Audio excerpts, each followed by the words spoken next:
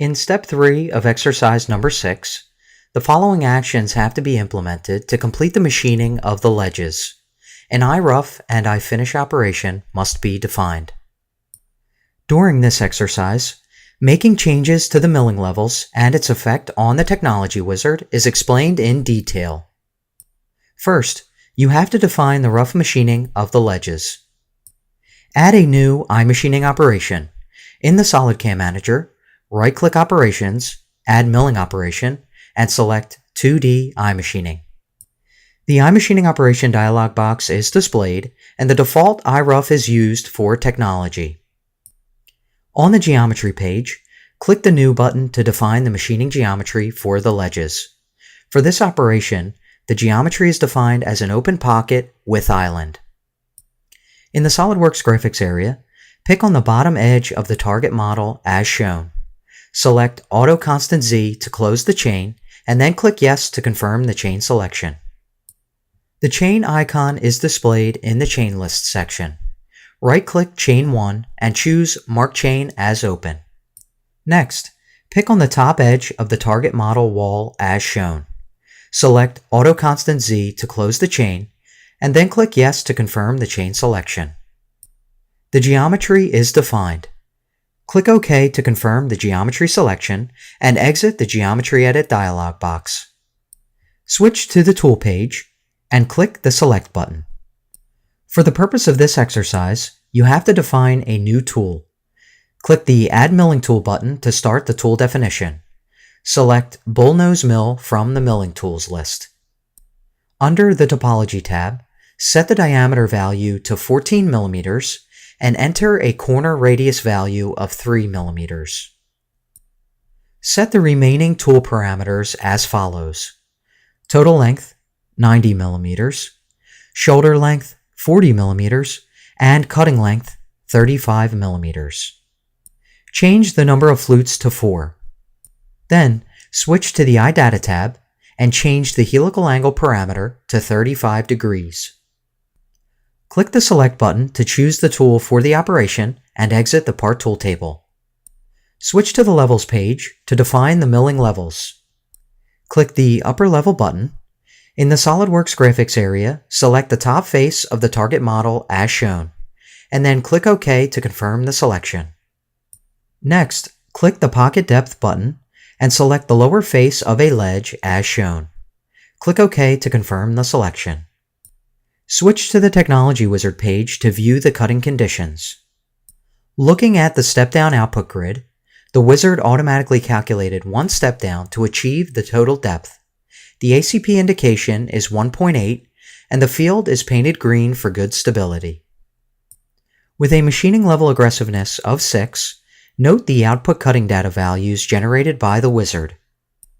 Looking at View 1 and View 2, the following sets of data are provided based on the tool information and milling levels defined for the operation, as well as the machine and work material definitions. Like changes to the tool definition, it is important to note that changes to the milling levels can also dramatically alter the cutting conditions being calculated by the technology wizard. For example, switch to the Levels page. Changing the upper level, pocket depth, and/or delta depth values will have an effect on the output cutting data unless the step over is at its maximum already. Switch back to the Technology Wizard page. Changing the pocket depth will affect the output grid, and in turn the output cutting data since the total depth is used by the wizard for calculating values. Even changing the mode for calculating step down can have an effect on the output cutting data. For example, set the radio button to user defined. Using number of steps, enter a value of 2 in the input field text box. Looking at the output grid and output cutting data, you can see that the cutting conditions being generated by the wizard are altered accordingly. The wizard calculates step over based on the depth of cut or step down, and spindle speed and feed rate are synchronized based on the step over. For the purpose of this exercise, change the mode for calculating step down back to automatic. Switch to the Technology page. By default, a 0.24 mm allowance will be left on the walls. At this point, the operation can be calculated and the iMachining toolpath can be viewed on the model. Name the operation iRough Ledges. Click Save and Calculate, and then click Simulate. Click the play button to view the iMachining toolpath at work.